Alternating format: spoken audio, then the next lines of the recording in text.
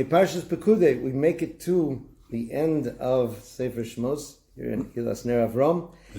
And again, Darshanim find Parshas Pekudei challenging because it goes through a lot of the details of summing up everything. There's not that much Rashi, but as I said before, and according to the Ramban's introduction, this is the most exciting parsha because finally you see at the end the Mishkan comes together and the Shechina rests among Am Yisrael, which is the true Geula that happens. So we're going to focus just on one little Rashi on the beginning and a fabulous exposition of it from a Tosher Rebbe from Canada. So it says, Eile Pekudei HaMishkan, Mishkan HaEdus. Okay? These are the counts, right? Because Rashi says here we counted, Mendel, gosh, no. And son. So he says in this parsha, we counted all of the weights of the different things that were collected for the Mishkan, Kesef, Zav, Nechoshes, etc. All the Kelim were counted. So it's a lot of counting, is the Cheshbon. And the next Rashi, though, deals with this double Lashon. Eile Pekudei HaMishkan, Mishkan HaEdus. What's this Mishkan HaMishkan? HaMishkan, Mishkan. It's not necessary. You could say either Eile Pekudei Mishkan HaEdus. That would be the most natural way to say it. What is this HaMishkan, Mishkan? So, Rashi brings from the Medrash Tanchuma, Shnei Pa'amim. It says it twice. Hello, thank you for coming. Right, it says it twice. Remez LaMikdash shenismashken b'shnei churbonin al avonosein shel Yisrael. This is a hint to the Mikdash, right, which was taken, so to speak, as a mashkon, taken as collateral. It's a very interesting expression for the fact that they were destroyed, but it's a hopeful one because it means just like someone takes collateral on a loan, it's meant to be given back. Okay, so we're supposed to get them back. And it was because of Avonoseim Shel Yisrael. Okay, so this is the double Lashon. Why is it called Mishkan HaEdus? So it says, Rashi says, Edus Yisrael Shevitu Elem HaKadosh Baruch Hu Al Masa Egel. Right, this is a sign that HaKadosh Baruch Hu, right, so to speak, let them go on after the Masa Egel, Sharei Hishro Shechina So Beineim, because we see that the Shechina was among them. The previous week we spoke about how that mixes with the idea of, or in Kisisa, that every punishment that Am Yisrael has comes from the Egel. Okay, but here it says he rested among them. So let's take a look. There was a Rebbe, passed away a couple of years ago. He originally came, he was from Hungary, came to Montreal, and he made a little village outside Montreal called Tosh. Far out from Montreal, about how long is it? Yeah, people come visit. I went to something. Yeah, you see on the airplane going to Montreal. Yeah, you see the village? Half the people on the plane are going to there, right. Again, his brachas were well known, his Avos Yisrael, and people went to him for Yeshuas.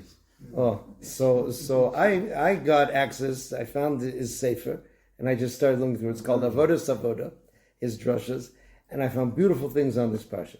So we're going to go through two mahalchim of the Tosher Rebbe on this idea of HaMishkan, Mishkan HaEdus. Well, he's Avodas. That's right. If he's Avodas, so we should do the Mishkan. Sure. Good point.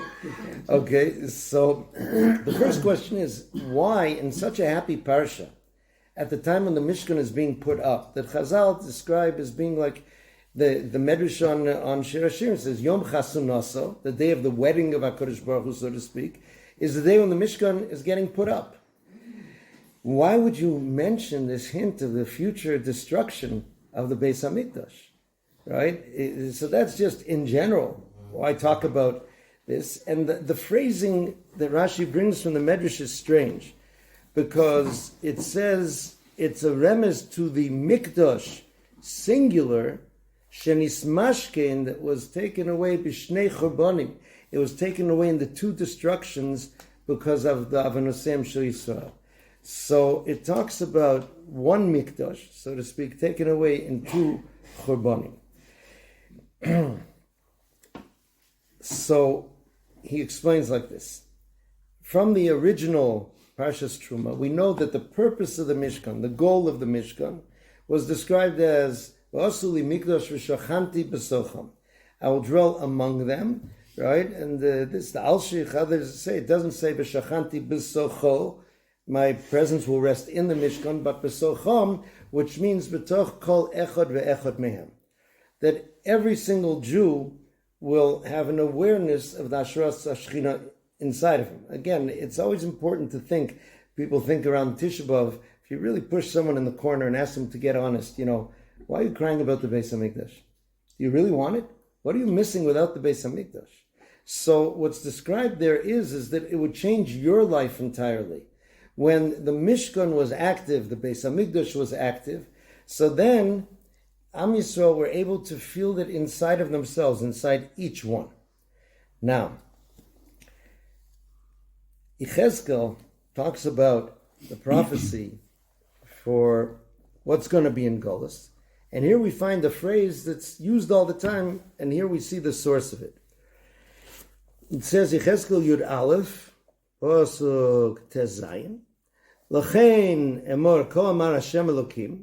Hashem says, right, tell them that Hashem says, Ki hirchaktim bagoyim, that I have distanced you into the nations, V'chi hafitzosim ba'aratzos, and when I scatter you among the lands, V'oi lohem lemikdosh ma'at, I will be for you a mikdosh ma'at, a miniature mikdosh, ba'aratzos asher ba'usham, in the lands that you go to. So the Malbim explains, right? He says like this: Ki el yohem mikdosh ma'at. What does that mean? Sha'ashri shchinasi b'sochem gam shoma. There is going to be hashras hashchina among the Jews there as well, in Russia, in South Africa, in Morocco, in all these different places. There will be hashras hashchina. Now, you mean to say what? So you can just kind of stay in Borough Park and you can have the same hashras hashchina? Obviously not. Hagam, he says, shalotishra shchinase aleim be'izgalya, even though the hashras hashchina is not going to be revealed, uba'osos umovsim, and with the miracles like it was in the Mikdash Hagadol, Tishra b'Seiser, it is going to rest among Am Yisrael, dwell among Am Yisrael, v'ashgocha mesuteres, in a way that Hashem is guiding, but it will be hidden, ad she'eya lemikdash ma'at, so that I will be able to be for them in the Golus a mikdash ma'at, v'tachas ha-mikdash, and in place of the mikdash in Yerushalayim, you are bate knesios ubate midrashos, shuls and bate medrash are going to be not the same thing, not fully replacing, but a way in which you can access Hashras Hashchina even in the Golus. K'mo she'omru Chazal, and they said this in Masechus Megillah, v'oi lehem lemikdosh ma'at, this pasuk in Yechezkel, elu batei knesios ubate midrashos. So this is a very eye-opening picture of what a shul, of what a Beis Medrash is supposed to be, right? It's not just a place where we get together to daven, right? And this adds to the relevance of learning these parshas about the Mishkan. And we say, how am I supposed to relate to this? This has nothing to do with us until the Beis HaMikdash is going to be rebuilt. Guess what? The shul that you have is, in certain ways, a miniature of the Beis HaMikdash. The same principles, the same spiritual avoda which is needed to bring the Shechina into the Mishkan is needed to bring it into your shul, into your Beis Medrash. So therefore, you have to pay attention and look and see what's happening in the world of these Batei Medrash. Okay, so the Gemara in Megillah also says, Miyom shecharav Beis HaMikdash, from the time that the Beis HaMikdash was destroyed, Ein lo la'akadosh baruch hu ba'olamo, HaKadosh Baruch Hu is only, what he has in the world is Arba Amos Shel Halacha Bilvad. Okay, which again are often described again as the Bate Knesseos and Bate Midrashos. These locations that are, so to speak, consulates for HaKadosh Baruch Hu in the different places in the world. And everyone, I think, feels this. If you've traveled some in the world, it's an amazing thing. You go to a country you've never been to, and you go into a shul, and suddenly you're just in. There's Sidurim, there's Chumashim, right? There's somebody spilled coffee in the coffee corner, there's all the different things which you have, which there, and you can plug in any place where it is. That's something extremely powerful that we have. Now we're going to see another parish a little bit later, right? There's a Sefer Alekach Ba'alibuv by Rabbi Avram Shor Shlita. He's the son of the famous Rav Gedalia Shor. And he asks, why did Chazal use this strange expression, Arba Amos Shel Halacha, to describe a shul? Nobody wants to be in a shul that's 4 amos big. Okay? No base medrash. 4 amos in Halacha is your personal space. So there he goes to explain that even a person, an individual person, can have a level of Hashras HaShechina. Why is it called Arba Amos Shel Halacha? When you go out to work and you're facing a situation, how am I supposed to do this according to Halacha? What does the Halacha say about this? You are in the Arba Amos of Halacha. Your personal space is a Mokum Kodesh VaKodesh Baruch Hu in the world. It's a very powerful message. Okay, so here he explains that this Mishkan HaEdus, which seems to be such a downer at the time of completing the Mishkan, by the way, they are going to be destroyed. What's that there? He says, no, it's actually something which is a positive message, which was responding to something within Am Yisrael. He says, let's look at a parallel that happened with Avram Avinu during the Bris Ben Absarim. HaKadosh Baruch Hu promises to Am Yisrael that he's going to give this land to him and to his children. But then, right, he says, Ribbonu Shel Olam, right, and he gives him a hint when he says, Choli Egla Meshuleshes, in Parshas Lech Lecha, it's called the Bris Ben Absarim, that Avram Avinu shechted these animals, and the bris happened there, and this is a remez, a hint to the Avodah in the Beis Hamikdash, to the Korbanos, but Avram Avinu was thinking ahead. He said, Ribbonu Shel Olam, Tenach Bizman Shebeis Hamikdash Kayom. Okay, so you're telling me that I'm going to be with you, I'm going to be with your children, and this is the sign they're going to do this Avodah, but what if the Beis Hamikdash doesn't last? What if it's not going to be there? What are we going to do? So HaKadosh Baruch Hu says, Kvar tikanti lehem seder korbanos. I've already arranged the Seder of the Korbanos. Kol zman shekarin bahen. When they read the Korbanos, Male ani aleim ki'ilu makrivin lefanai korban u'mochel ani al kol avonaseyim. You can, by studying the Korbanos, reading the Korbanos, there's a reason why they're in the Siddur, they're in the morning. Right? He says that HaKadosh Baruch Hu set that up as the fail-safe. That when there's not a Beis Hamikdash, that you can fulfill it that way. So Avram Avinu, even though he was being promised the most beautiful promises with a covenant from HaKadosh Baruch Hu, he was thinking ahead and he was concerned about the what if. So here, Am Yisrael are on one hand celebrating the fact that they were able to construct the Mishkan. And therefore there would be Ashras HaShechina with Am Yisrael. But if that Ashras HaShechina is dependent on something that we call the Mishkan, or in its later forms the Beis HaMikdash, how are we supposed to survive if we don't have it? What's going to be? It's wonderful. You're saying you'll have this Mishkan and then you'll have this connection to me. You'll do etc. Okay, but what if we don't? Does that mean that it's all over? So here, this is why HaKadosh Baruch Hu tried to say, right? There's going to be v'shachanti b'socham, not just that perish among each person, but you're going to have many little batei mikdash in the world, many miniature ones. Batei midrashas, batei kinesias.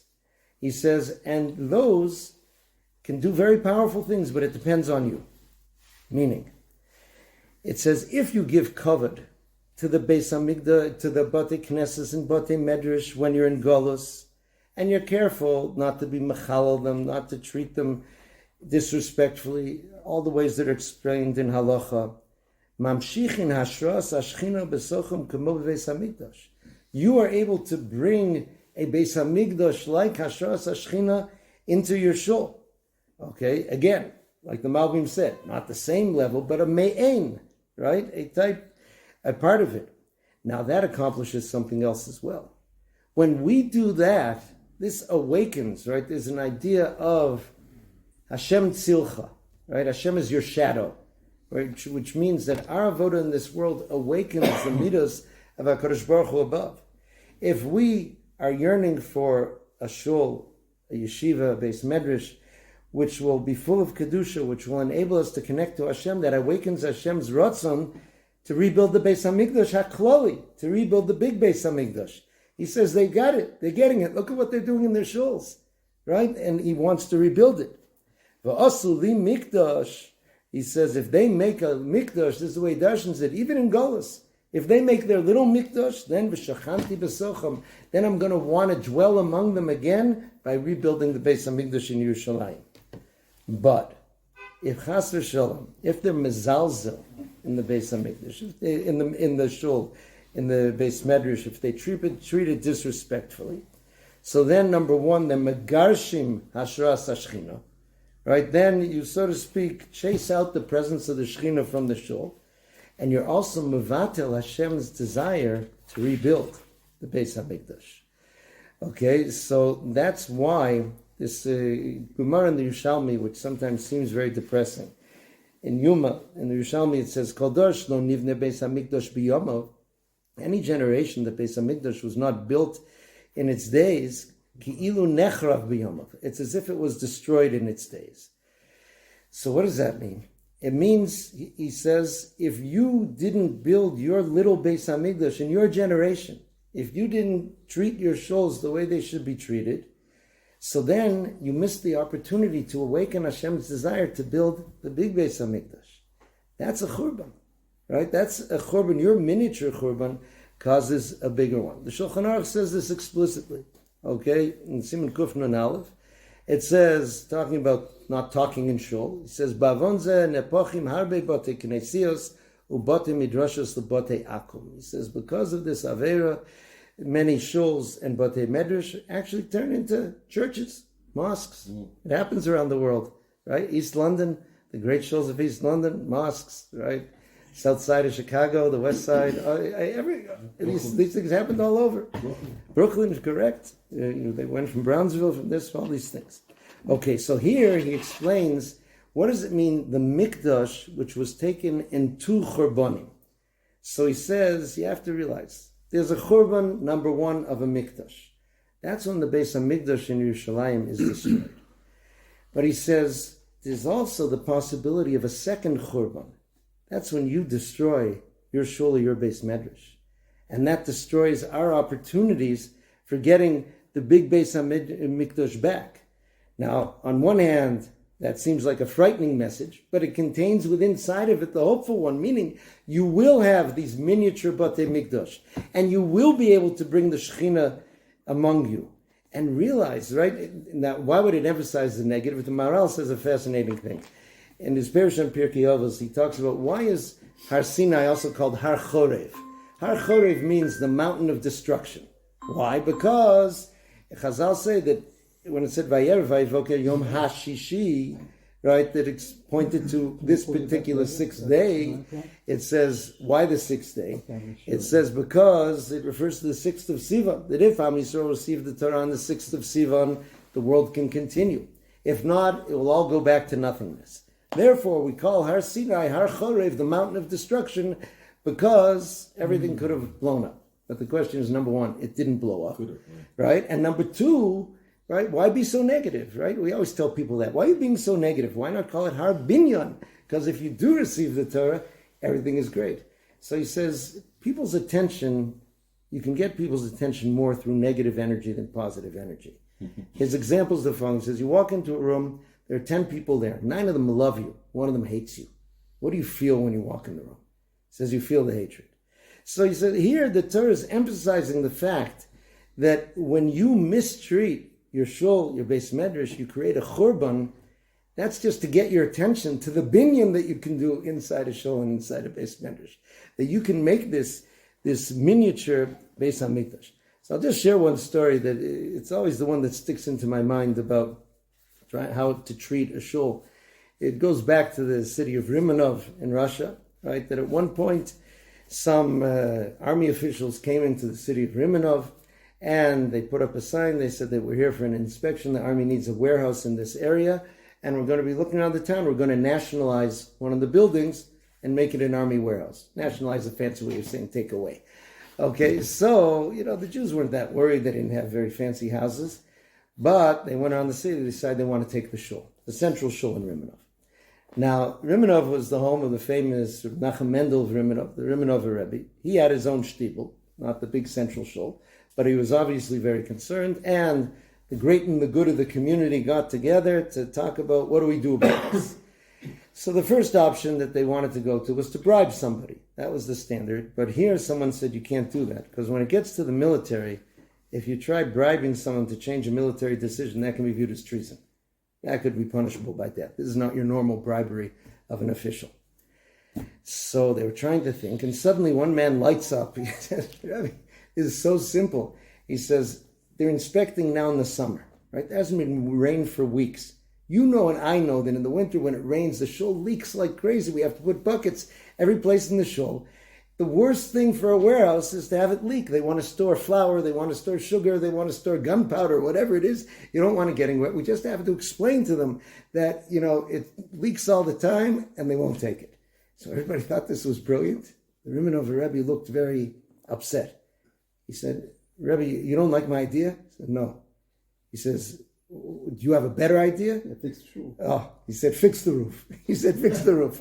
He said, Rebbe, you don't understand. If you fix the roof, then it'll be a good warehouse. They'll take it away. He says, you don't understand. He says, why are they marching in and taking away our shul? Would any of you leave that in your house to be dripping like that? None of you would. He said, if you fix the roof, and so it was, they fixed the roof, and a letter came saying they decided to relocate the warehouse someplace else. Okay, so that's the thing to keep in mind in terms of this. So that is one mahalach. His second mahalach is the following. He says, the Zohar Kodesh says that there's hashras hashchina, there's this concept of multiple worlds, olamos, many parallel worlds. Every world has its aspect of a mikdash and kodesh kodashim. He says, even in the Golus, right, our world survives because there's an aspect of a Beis HaMikdash. Where's it from? He says, Mikoach hashras hashchina hameir b'makom HaMikdash. Okay, let's not forget that just a short walk away from here, there's a place where the Beis HaMikdash stood, and where the hashras hashchina was, and that still remains to a certain extent. One famous one is the Kosel Maravi. The Chazal said, "L'olam lo zaz hashchina mikosel Maravi." The beautiful story about the Imre Chaim, the Vision Rebbe, that he said, you know why I love going to the Kotel? He says, because it says, "L'olam lo zaz hashchina mikotel Maravi." Hashem Shechina never leaves the Kotel Maravi. And it also says that if a person is arrogant, Kadosh Baruch Hu says, "Ein ani v'hu yicholim noder b'makom echad." I cannot be in the same place with such a person.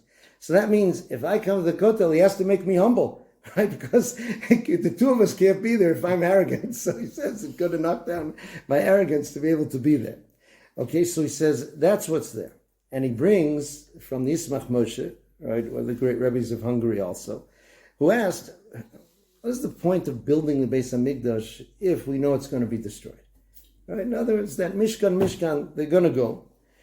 So he says you have to realize, the Mishkan Rishon and the Mikdash Rishon and the Mikdash Sheni, they were there for the purpose of creating Harashras Hashchina on Harabayis that would then help Yisrael throughout the world, throughout the Golus and the Churban.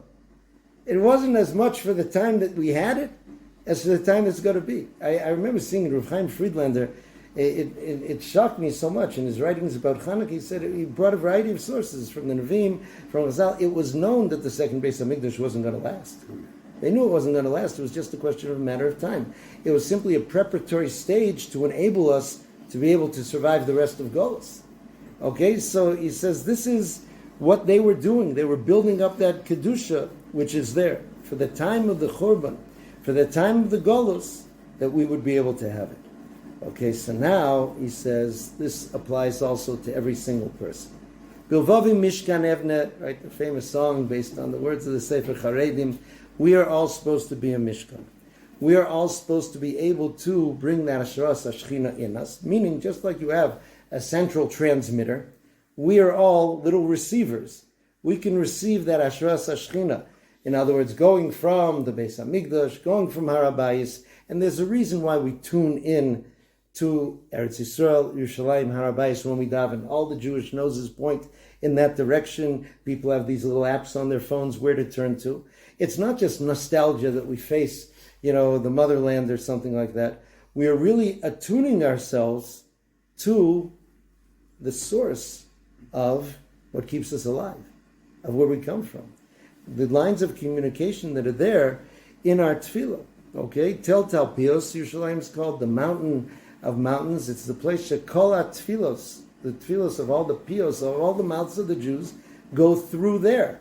Okay, that is the nexus. That is the joining point between this world and that which is beyond.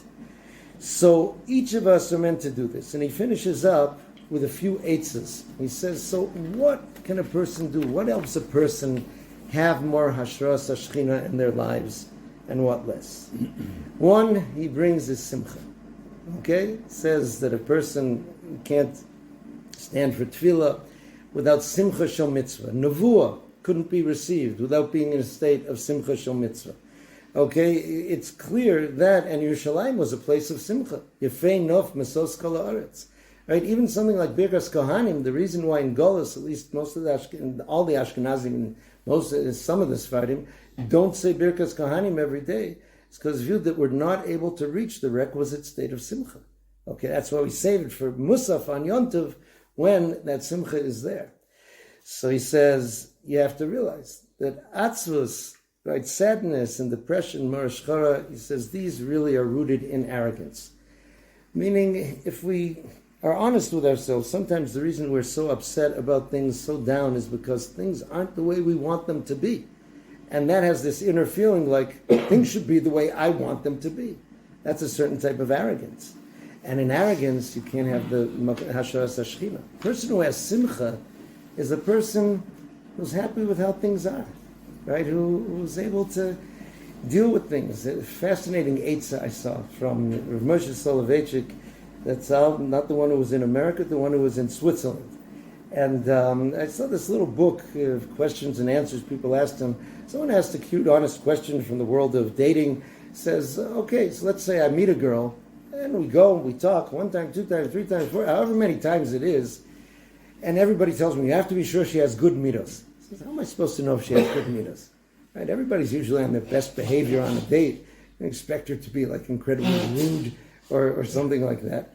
He said, and it took me a long time to try to process. He said, if she's besimcha, so she has good midas. Okay, now besimcha doesn't mean just someone who laughs a lot or something like that. That's just someone who's vivacious. Simcha means that a person, again, doesn't have that arrogance, understands that they can take the ups and downs in life, the things that aren't the way they want, the things that they want, they're samech b'chelko, they're happy with how things are. If you find a person who has actual simcha, he says that's a sign that they have good midas. Okay, and that's what it means here. That type of simcha is the one that brings hashras hashchina. And he finishes with a quote from Rebbe Elimelech of Lizhensk. His yahrzeit, at least in the first Adar, was just a little bit ago. I just had a grandson who was named yesterday. The bris was a little bit late. Shimon Elimelech, Shimon after Shimon Bar Yochai Elimelech, because he was born on the yahrzeit of Rebbe Elimelech. So in Chai Yisara, Rebbe Elimelech says like this. He says, Ikar asher shel adam sheyeh b'achna gedola. He says a person should be in a... Hachna is a very hard word to translate. They say submission, but that sounds a little bit too negative. Yeah, he says, V'shofel beinei atzmo, low in his eyes. That doesn't mean poor self-esteem. That means, right, not blown up. He says, B'men nechshav, meaning he's saying, okay, why should I be thinking of myself as such a big deal? V'oz yachol lifol b'maisav kamo b'zman beis hamikdash. And then he says, through your actions, through your mitzvahs, through your tefillahs, through these things, you can bring about results just as a person would be able to do in the time of the Beis HaMikdash. Because that, the answer to the Tosher Rebbe's famous question, someone asked him, where is HaKadosh Baruch Hu? He said, wherever you let him in. Wherever you let him in. That anova lets HaKadosh Baruch Hu in. Right, I'll just finish. I once wanted to understand the phrase in Adon Olam, Manos kosi b'yom ekra. The portion in my cup when I call out. What does that mean? Hashem's a drink? Hashem's Coca-Cola? I didn't understand. I looked through different perushim on this. I found Rav Kook's perush, right? Latriyah, he says, what that means is when you make yourself a kli, Hashem automatically fills you. That's what it means, menos kosi. How do you make yourself a kli? B'yom ekra, when I call out to Hashem. A person who calls out to Hashem recognizes who he is, who Hashem is. He has the anova. He makes the place for HaKadosh Baruch Hu. He becomes that mikdash ma'at. So we have to build those in ourselves, in our shuls, in our batei medrash, and hopefully see the big rebuilding in Herav Yameinu.